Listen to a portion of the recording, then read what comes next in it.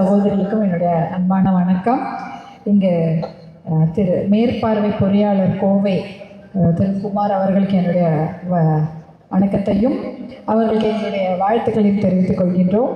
செயற்பொறியாளர் தர்மபுரி ராதாகிருஷ்ணன் அவர்களுக்கும் உதவி செயற்பொறியாளர் அதியமான் கோட்டை தமிழரசி சகோதரி அவர்களுக்கும் பாட்டாளி தொழிற்சங்க பேரவைத் தலைவர், செயலாளர், பொருளாளர் உள்ளிட்ட மின்வாரிய அனைத்து தொழிற்சங்க நிர்வாகிகள், பணியாளர்கள் மற்றும் குடும்பத்தார் அவர்களுக்கும், பாட்டாளி தொழிற்சங்கம் தருமபுரி சேர்ந்த பொறுப்பாளர்கள், அன்பு சகோதரர் சண்முகம், அன்பு சகோதரர் காவேரி, அன்பு சகோதரர் சின்னராஜ், அன்பு சகோதரி லக்ஷ்மி பிரியா அனைவருக்கும் என்னுடைய வணக்கத்தையும் வாழ்த்துக்களையும் தெரிவித்துக் கொள்கின்றேன். இது சொன்ன மாதிரி பணி நிறைவு விழா இல்லை, பணி நிறைவே இல்லை, இன்னும் நிறைய இருக்குது. உங்களுக்கு எங்களுடைய வாழ்த்துக்களை தெரிவித்துக் கொள்கின்றேன் அன்பு சகோதரர் அவர்களுக்கு. இன்றைக்கி காலையில் சேலத்தில் ஒரு நிகழ்ச்சி முடிச்சுட்டு அப்படியே இங்கே வந்தோம். வரும்பொழுதே நாங்கள் பேசிகிட்டு வரோம். ஏன்னா அவரை எனக்கு கிட்டத்தட்ட நான் எப்போ தருமபுரிக்கு கிட்டத்தட்ட நிறைய நிகழ்ச்சிகளுக்கு வந்து கொண்டிருக்கின்றேன். எப்போ அவர் வீட்டுக்கு வந்தாலும் ரொம்ப இன்முகத்தோடு தான் பேசுவார்.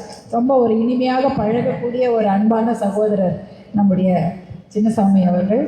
அதுவும் அரசு பணி என்பது சாதாரண விஷயம் இல்லை. அரசு பணி கிடைப்பதே கஷ்டம். அரசு பணின்றது கிடைப்பது கஷ்டம்.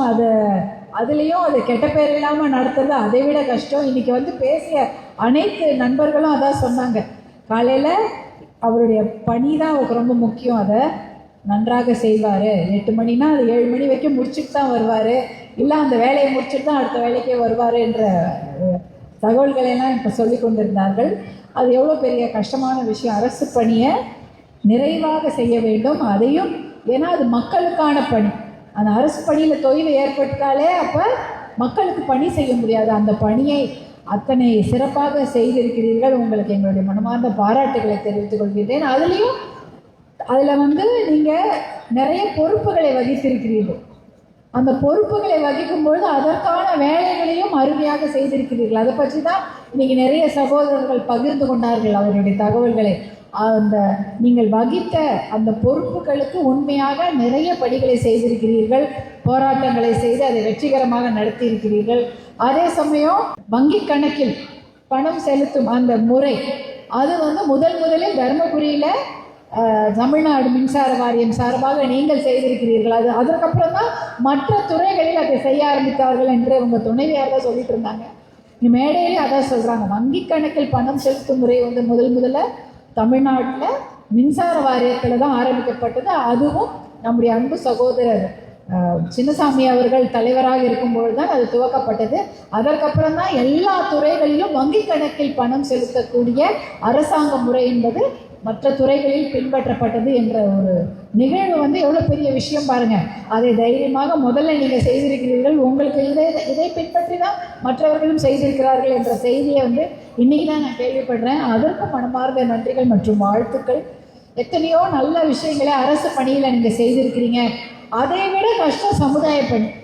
சமுதாய பணி என்பது சாதாரண விஷயம் இல்லை. ஏன்னா எல்லாருமே ஒரு வேலை கிடச்சிச்சா, படித்தோமா, ஒரு வேலை கிடச்சிதா, நம்ம குடும்பத்தை கவனிச்சோமா, குடும்பத்தை முன்னேற்றணுமா, அதுக்கப்புறம் அதை பற்றி சமுதாயத்தை பற்றி யோசிக்க போகிறதில்ல. ஒரு சமூக சேவை என்பது நம்மை தாண்டியும் நம் குடும்பத்தை தாண்டியும் ஒரு விஷயத்தை செய்யணும். அதற்கு ஒரு மனம் வேண்டும், அதற்கு ஒரு உத்வேகம் வேண்டும். மனசு தவிர சில பேருக்கு அது எப்படி செய்யணும்னு தெரியாது. அதுக்கு ஒரு மனசில் ஒரு உறுதி இருக்கணும். அந்த உறுதி இருந்தால் தான் சமுதாய பணி செய்ய முடியும். அந்த சமுதாய பணியும் நீங்கள் நிறைவாக செய்து கொண்டிருக்கிறீர்கள். அதனால தான் உங்களுக்கு அந்த பாட்டாளி தொழிற்சங்க பேரவை சார்பாக உங்களுக்கு ஒரு நல்ல பொறுப்பு உங்களை தேடி வந்திருக்கிறது. ஏன்னா அந்த சமுதாய பணி ரொம்ப ரொம்ப முக்கியம். நம்மை தாண்டியும் ஒரு உலகம் இருக்கிறது. நம்மளுடைய பணியை தாண்டியும் இன்னொரு ஒரு உலகம் இருக்கிறது. அதை செய்யணும். எல்லாருக்குமே அது இருக்கணும். நமக்கு மட்டும் இல்லை, எல்லாருக்குமே அது இருக்கணும். ஒருத்தராக பிறந்தவங்க சமுதாயத்துக்கு ஏதாவது செய்யணும்.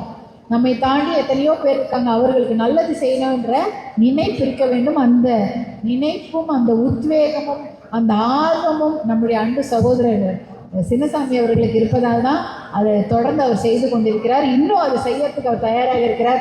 நீங்கள் எப்படியெல்லாம் பேரவை நிர்வாகிகளை உங்களுடைய பணியை செய்ய தூண்டி இருக்கிறீர்கள் என்று இன்றைக்கி நம்முடைய அன்பு சகோதரர்கள் இருவரும் பகிர்ந்து கொண்டார்கள்.